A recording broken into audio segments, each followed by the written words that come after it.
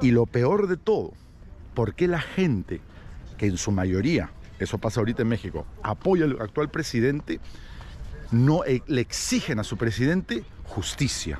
¿Por qué no le exigen que los corruptos paguen sus cargos? ¿Por qué? Y hay gente, gracias AMLO, gracias México, por darle asilo político, como si Pedro Castillo y la señora Lilia Paredes fueran perseguidos políticos y no perseguidos por la justicia por haber cometido actos de corrupción, por haber vendido al Perú al mejor postor que beneficie a ellos y no al país. De nada sirve que un joven o un niño vaya al colegio y en un texto diga: no sea usted racista, no sea usted clasista, o te expliquen el racismo como algo negativo, o te expliquen el clasismo como algo negativo, cuando tú en tu casa vas a tener los padres que pertenecen a generaciones anteriores con una vida activa de racista, yéndose del lado de Pedro Castillo por ser una persona humilde. O sea, significa que una persona humilde con poder puede robar. Al contrario, una persona es un lobo que se está vistiendo de oveja para mentirte. Y tu ingenuidad, ¿por qué en Latinoamérica se le permite al señor AMLO interferir en la política? Usted muy bien sabe que ese canal, el 60% y probablemente más del 60% ahora de mis seguidores son mexicanos. Entonces, ¿no? ¿Qué es lo que está buscando la población latinoamericana? ¿Qué es lo que quiere? Somos lo suficientemente maduros para poder entender que para gobernar no se puede hacer lo que a nosotros nos dé la gana. La gente confunde democracia con oclocracia. En el Perú tenemos experiencia antiterrorista. El Perú ha sido uno de los países que ha llegado a capturar a los líderes terroristas, los ha enjuiciado, y el Perú entero ha visto ese tema.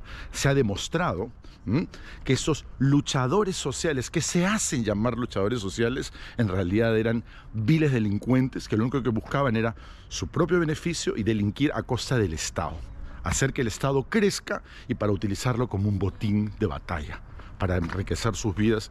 Porque en el caso de México, ya van cerca de 3 años o más, no hay una sola persona condenada y creo que inclusive ni siquiera investigada.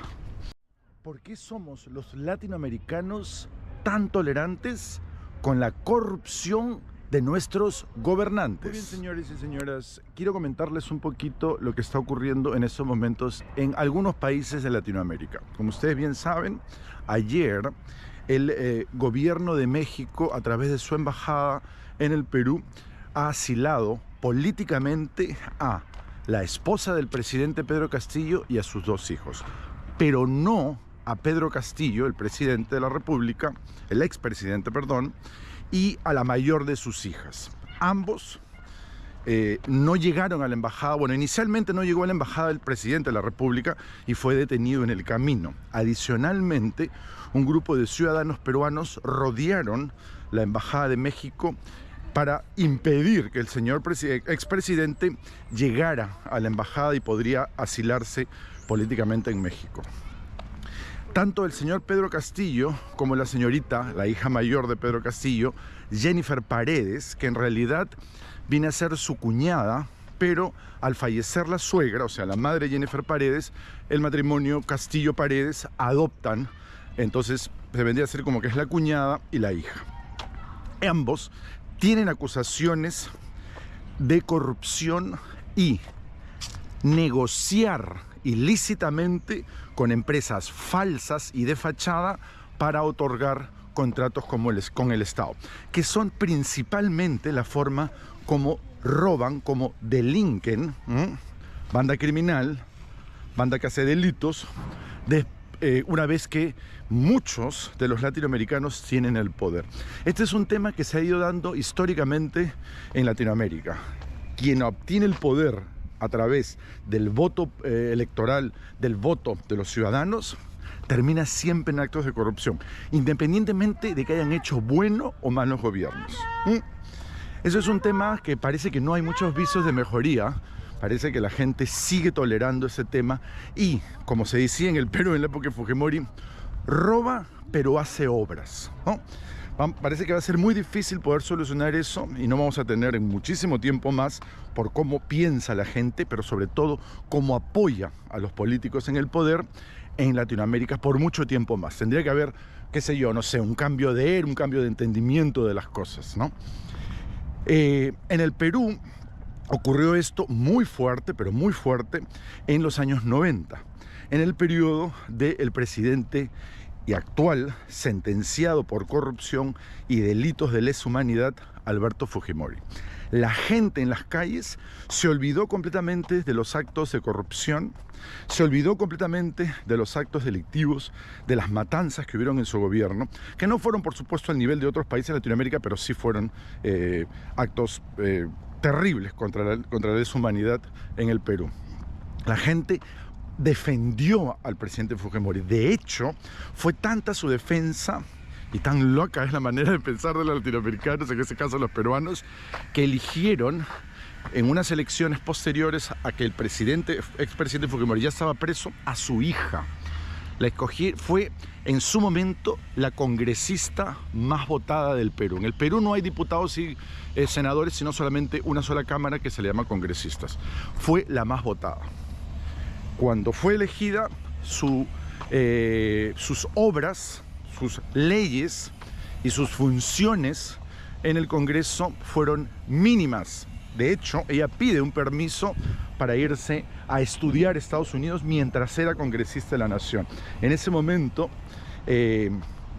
había una congresista, fue un periodo antes, que fue una mujer, una artista, una vedette nacional llamada Susy Díaz, que ella, una persona sin educación, digamos, al nivel de Keiko Fujimori. Keiko Fujimori tiene estudios no solamente en el Perú, sino en Estados Unidos.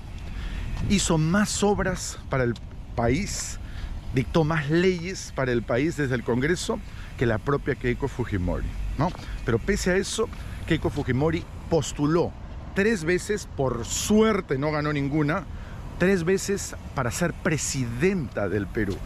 Una política comprobada, no solamente en casos de corrupción, sino, que es lo peor, en obstrucción a la justicia y a la política nacional del Perú. Ella es una de las principales responsables que se haya vacado al menos 2 de los presidentes, de los 6 presidentes que han ejercido el cargo en los últimos 6 años. Fujimori, la Keiko Fujimori con su grupo de fujimoristas, lo cual hace de que cualquier cerebro que piense un poquito sepa de que esta señora, no tiene muy buenas intenciones con el Perú. Pero pese a eso, sigue teniendo un apoyo de al menos más del 20% de la población, ¿no? Lo cual esperemos que en estas nuevas elecciones que ya están adelantadas para abril del 2024, esta señora no postula a la presidencia, porque volvería a desordenar y a desorganizar el sentimiento político y patriótico de los peruanos. Así que esperemos que esa mujer no postule. Pero volviendo al tema de que por qué somos tan permisibles, por qué permitimos tanto, por qué toleramos tanto la corrupción por quienes nos gobiernan, ¿es porque nosotros también somos corruptos? Ese es el punto. Yo en estos días estoy cumpliendo casi 5 meses de estar en Europa, viajando por diferentes países, muy distintos uno del otro. He estado en España, he estado en Portugal, he estado en Luxemburgo, he estado en Bélgica, he estado también en Albania, en Montenegro, Kosovo y otros países del Báltico, de los Balcanes. Ahorita me encuentro en Bulgaria. Y la gran diferencia que yo he visto, no solamente entre los países en Europa, de la población, y sino comparar Europa con América Latina, es el respeto que se tiene la gente en las partes.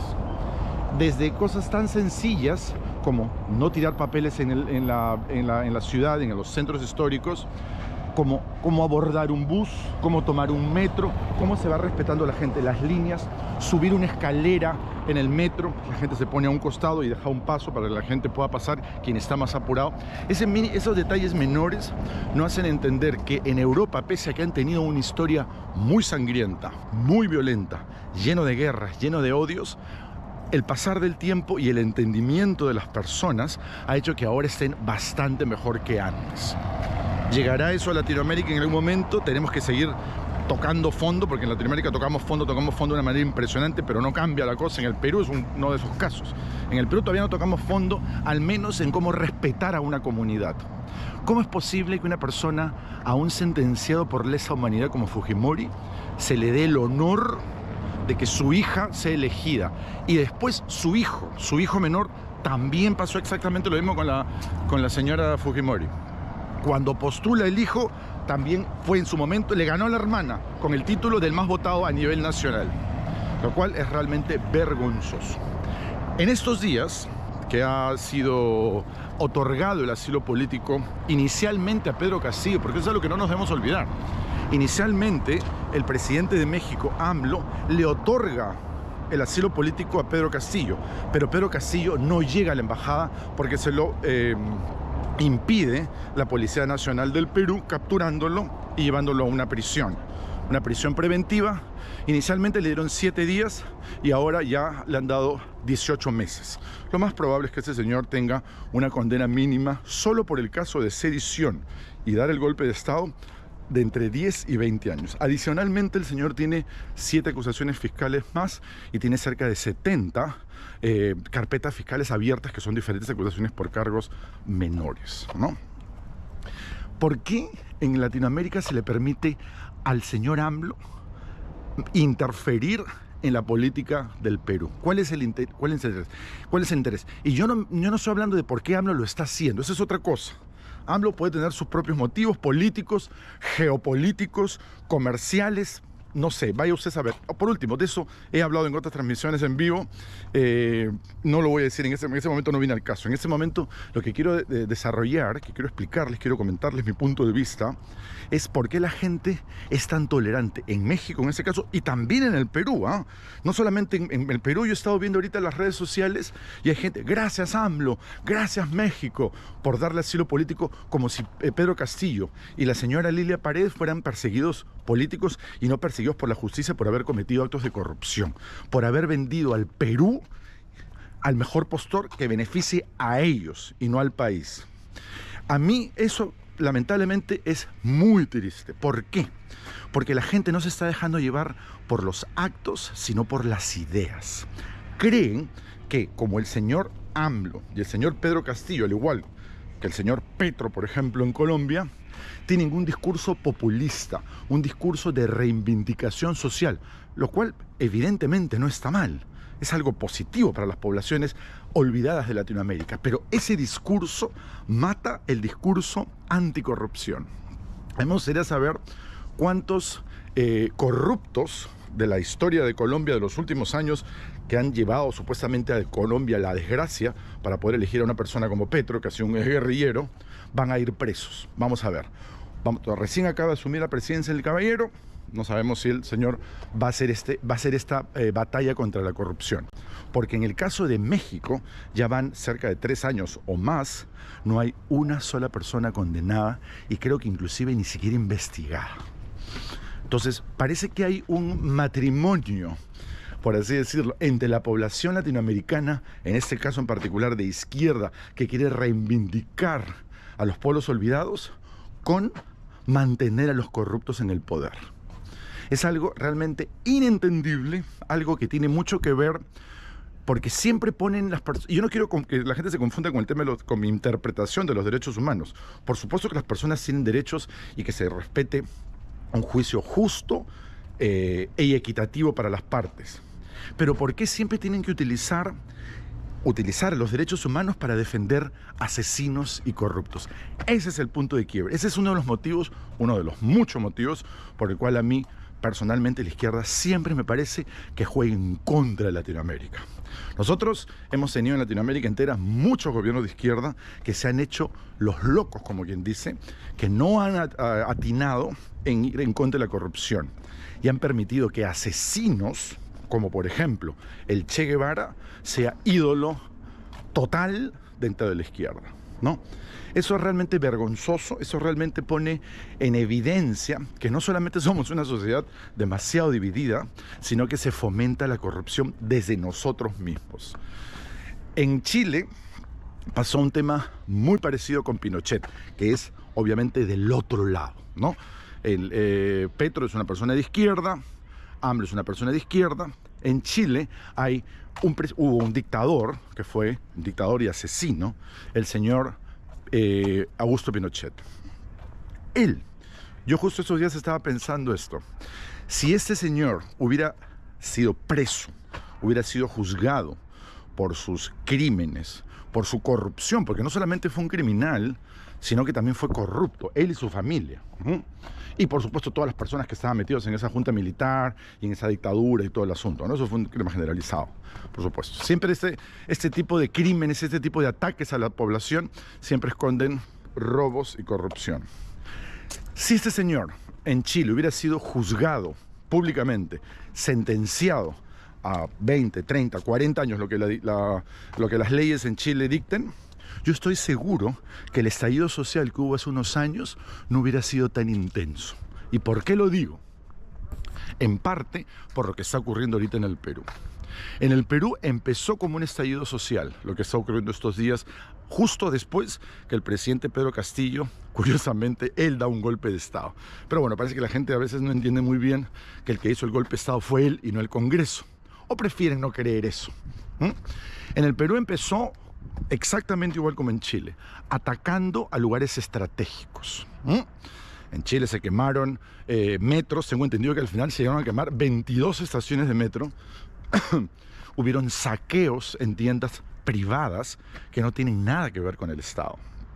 Si tú tienes una queja con el Estado porque el Estado no atiende, porque inicialmente el Estado estaba subiendo el precio del metro a 30 pesos, ¿cómo te vas tú y cómo atacas a la empresa privada? O sea, ahí hay un tema muy especial, muy particular. En el Perú estaba pasando exactamente lo mismo. Ahora, hay una diferencia que es muy grande también. En el Perú tenemos experiencia antiterrorista. El Perú ha sido uno de los países que ha llegado a capturar a los líderes terroristas, los ha enjuiciado, y el Perú entero ha visto ese tema. Se ha demostrado que esos luchadores sociales, que se hacen llamar luchadores sociales, en realidad eran viles delincuentes que lo único que buscaban era su propio beneficio y delinquir a costa del Estado. Hacer que el Estado crezca y para utilizarlo como un botín de batalla, para enriquecer sus vidas y más nada. Eso ha sido detenido en el Perú, ha sido parado. Yo no quiero, modestia aparte, yo no quiero decir, ay, el Perú es superior en ese sentido. No, no es una cuestión de superioridad, es una cuestión de experiencia. El Perú, a diferencia de Chile, sí ha tenido una experiencia con un movimiento terrorista, ¿no? Pero en ambos casos, siempre hay personas que toleran más lo que hicieron, por ejemplo, los militares en Chile y los militares en Argentina, y otros que tienen que ver con nuestras idiosincrasias nacionales, y otros en el Perú que toleran más lo que hizo el terrorismo, ¿no? Uno es terrorismo de Estado, el otro es el terrorismo de la población o de grupos subversivos. En el Perú se está desintegrando estas manifestaciones. Están habiendo todavía manifestaciones, por supuesto, y hay mucha gente que tiene todo el derecho a manifestarse en contra de las decisiones que ha tomado el Congreso. Por ejemplo, el Congreso, al igual que el presidente Castillo, el expresidente Castillo, tienen muy baja aceptación por parte de la población. Así es que, digamos que debería seguir existiendo, a mi entender, una protesta, una manifestación. ¿Hasta cuándo? Hasta cuando el Congreso, que esto ha pasado ayer, ¿no? Esperemos que ahora ya yo estoy en Europa, hay una diferencia horaria, no sé qué irá a pasar. Pero se sobreentiende que ahora que en el Perú ya el Congreso ha dictado adelanto de elecciones, tendría que parar. Pero yo lo dudo. Porque si este estallido social en el Perú, por así decirlo, estallido social, que en realidad es una rebelión, ese estallido social, vamos a decirlo, da lo mismo la palabra. No sé si da lo mismo, pero bueno. Ese estallido social en el Perú ya tiene una solución a los pedidos, que era el adelanto de elecciones para que se vayan todos, tanto el Poder Ejecutivo como el Poder Legislativo, para que se vayan todos.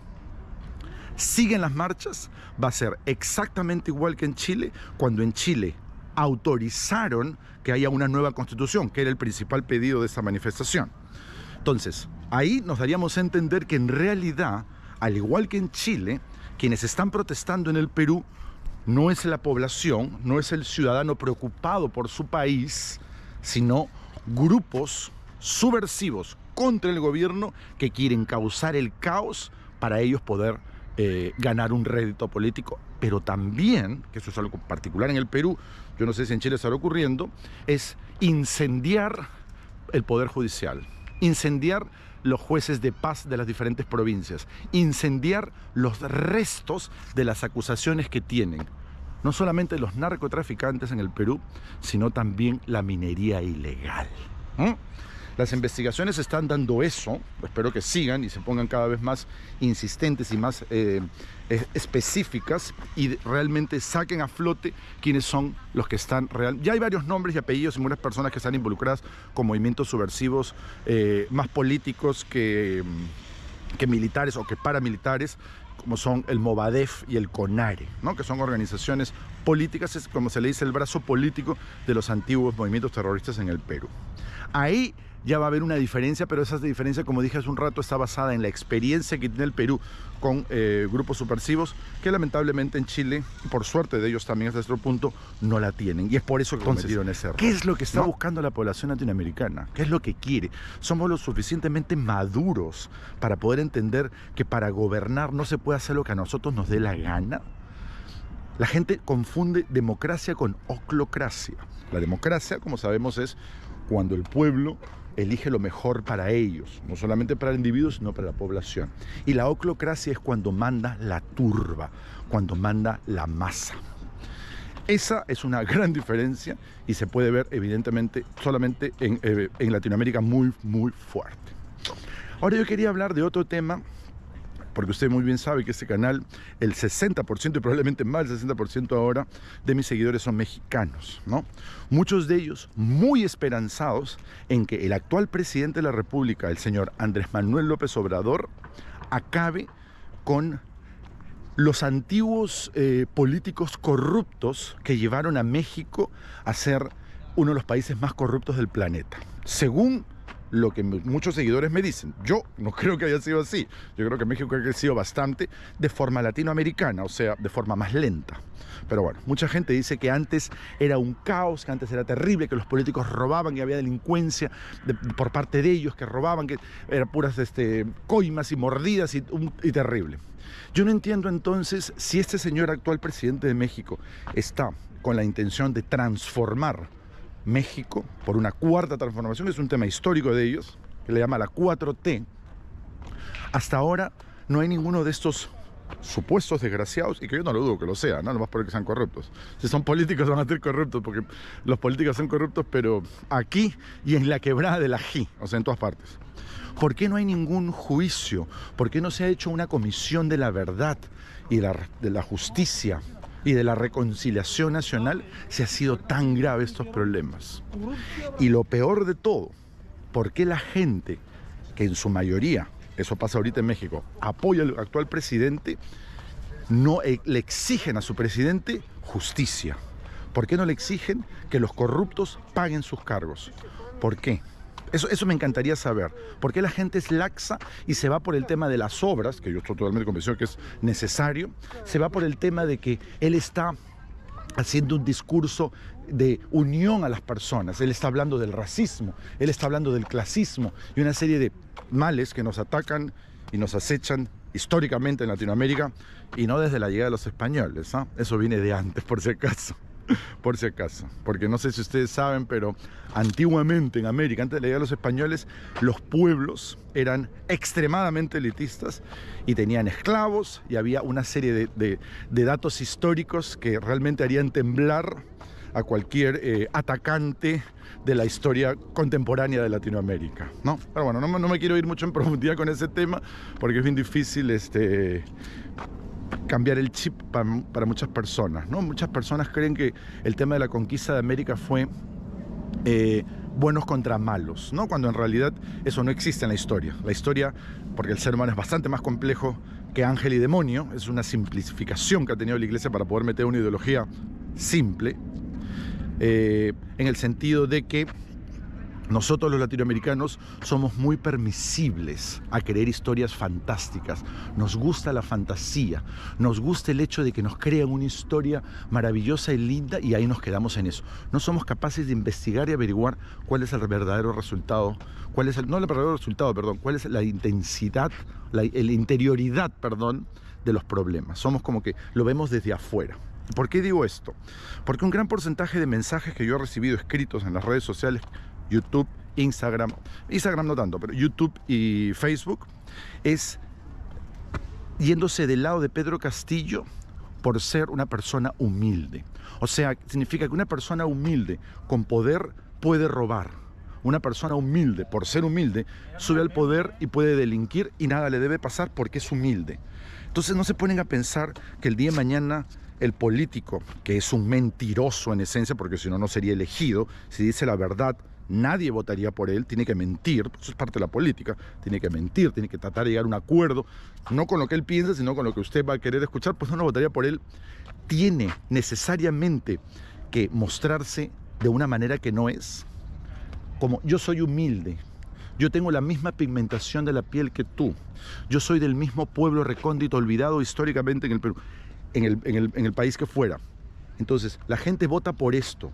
Eso, al estar acompañado, no necesariamente tendría que estar librado de corrupción. Una persona puede ser humilde, puede haber nacido en tu pueblo, puede haber tenido una pigmentación y unas características físicas como las tuyas, pero también puede ser corrupto. O sea, no, una cosa no la quita la otra. Entonces, ¿qué hacen los políticos en Latinoamérica? Se visten de corderos cuando en realidad son unos lobos. Es verdad, hay mucho más sencillez, mucho más humildad en el campo, la gente que vive en el campo que en la ciudad, por supuesto que es así. Pero ese señor, cuando ya toma la decisión, no solamente Pedro Castillo, pero cualquier político que toma la decisión de querer tener un cargo grande como el presidente de la República o congresista o lo que fuere, ya deja de ser ese señor humilde que vivía en el campo y pasa a querer conquistar el poder. Entonces, eso es lo que tenemos que entender los latinoamericanos. Una persona del campo es humilde, por supuesto que lo es, nadie lo va a negar. Pero cuando ya tome el paso de querer ser presidente de un país, tener más poder en Latinoamérica, eso ya no es un acto de humildad.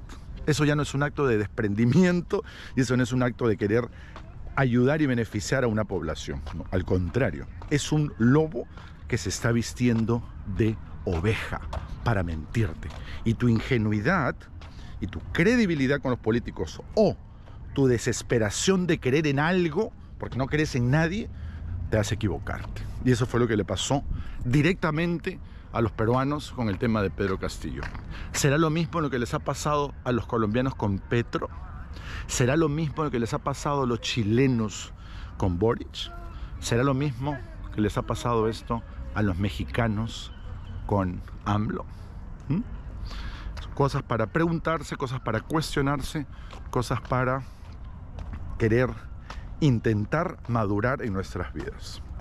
Eso es al final lo que necesitamos en Latinoamérica. Somos un continente joven en el sentido de la modernidad política, porque antes era bastante distinto.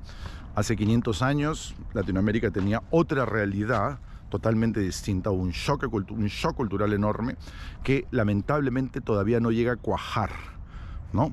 Es como que se están haciendo las cosas que se hacían antiguamente con orgullo y las cosas nuevas se ven tan mal vistas. Hay todo un tema ahí que no se está entendiendo un poquito la cosa, cómo es mejor, cómo se tiene que hacer para poder vivir mejor, ¿no? Yo a veces me pregunto y digo, parece que la gente preferiría que haya una monarquía, ¿no? Que no se puede elegir nosotros mismos, porque claro, nosotros los latinoamericanos nos enfrentamos tanto entre fifis y ninis, entre países, entre nacionalidades, por suerte no tanto el tema religioso, porque todos tenemos la misma religión, tenemos tanto ese enfrentamiento que es bien difícil poder, desunidos, escoger a alguien que sea mejor para el país. Ese es uno de los principales problemas en Latinoamérica en estos momentos. Estamos pasando por una etapa muy complicada, al menos algunos países, hay otros países que no, pero al menos Perú, Chile, Colombia y Argentina, bueno, ellos tienen de mucho más tiempo lamentablemente, y México, ¿no? Estamos pasando por periodos más populistas que técnicos, y yo creo que ya en estas alturas del partido, cerca ya del siglo, empezando el siglo XXI, no cerca, empezando el siglo XXI, estamos todavía en el lado del populismo, en el lado del discurso de ayudar a las personas, pero no decir cómo. Me parece que es una inmadurez total. Deberíamos de tener más tecnocracias, ¿no? Que consigamos orden técnico de los expertos, de los que vienen desde el conocimiento, y no de los que nos prometen que no haya racismo, cuando ¿cómo un presidente puede hacer de que las personas piense diferente? Es Eso es algo totalmente ilógico. Eso es algo totalmente ilógico. La educación no es algo que pueda hacer un presidente desde el gobierno. La educación antirracista, por así decirlo, la corrupción, no la corrupción, sino la educación anticlasista, eso empieza en la casa. Eso no empieza en el gobierno. El gobierno no es capaz de poder hacer eso, no tiene los instrumentos y tendrían que pasar generaciones de generaciones. De nada sirve que un joven o un niño vaya al colegio y en un texto diga: no sea usted racista, no sea usted clasista, o te expliquen el racismo como algo negativo, o te expliquen el clasismo como algo negativo, cuando tú en tu casa vas a tener los padres que pertenecen a generaciones anteriores con una vida activa de racista y clasista, ¿no? Eso es como que un niño va al colegio y le enseñan en el colegio verbalmente que fumar es malo, y llega a su casa y ve a sus padres fumando. Totalmente absurdo, totalmente sin sentido. Nosotros somos los que tenemos que dejar de ser racistas, nosotros somos los que tenemos que dejar de ser clasistas, y en ese sentido yo personalmente les recomiendo viajar. No viajar a Europa, no viajar al Asia, no viajar en nuestros países y conocer las diferentes realidades que se viven en nuestros países. Nuestros países son extremadamente complejos, son como que submundos o subcontinentes, uno cada uno de ellos, algunos más que otros. Y poder entender a las personas que viven en diferentes geografías es un excelente comienzo. Otro es viajar en nuestras mismas ciudades para poder entender, ahí es la misma geografía, poder entender cómo viven las diferentes familias, las diferentes clases sociales en el mismo país, en la misma ciudad, para poder entender cómo se podía llevar una solución sin enfrentamientos.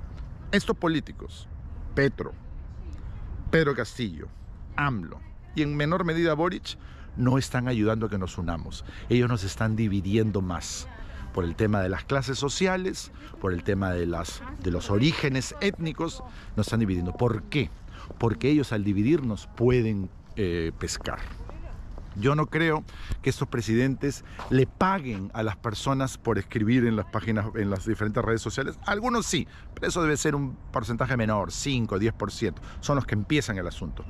Al igual que en las manifestaciones. Hay un grupo de revoltosos que son los que meten meten la candela, prenden el fuego, pero también están seguidos por otras personas. Entonces ese es el inconveniente que tenemos que ver. Nosotros mismos preocuparnos por nuestro entorno, empezar a divulgar un mensaje de unión y de entendimiento. Pero eso solamente va a ser posible cuando uno conozca y sepa la diferencia. Si uno sigue en su burbuja, sea de donde sea de un pueblo de la sierra, de un pueblo de la selva o del barrio más caro en las ciudades, siempre van a ser burbujas y siempre va a haber enfrentamientos. Eso es probablemente uno de los principales problemas de Latinoamérica después de la falta de autoestima. Muy bien, señores, pero de eso no vamos a hablar en este video. Muy bien, espero que les haya servido este video, les haya sido interesante para poder reflexionar un poquito más con estos problemas que nos están fregando la vida en Latinoamérica y nos están haciendo de que esta pandemia se prolongue más en el tema de recuperación económica, porque estamos más pendientes de que si le dan el asilo, que no le dan el asilo, que por qué le dan el asilo, en lugar de que peruanos vayamos a invertir a México y mexicanos sigan invirtiendo en el Perú. Y exactamente lo mismo con Colombia, y ni qué decir de Chile. Muy bien, señores, espero les haya gustado y le voy a decir lo que le digo en todos los videos. Nos vemos en el siguiente video. Adiós.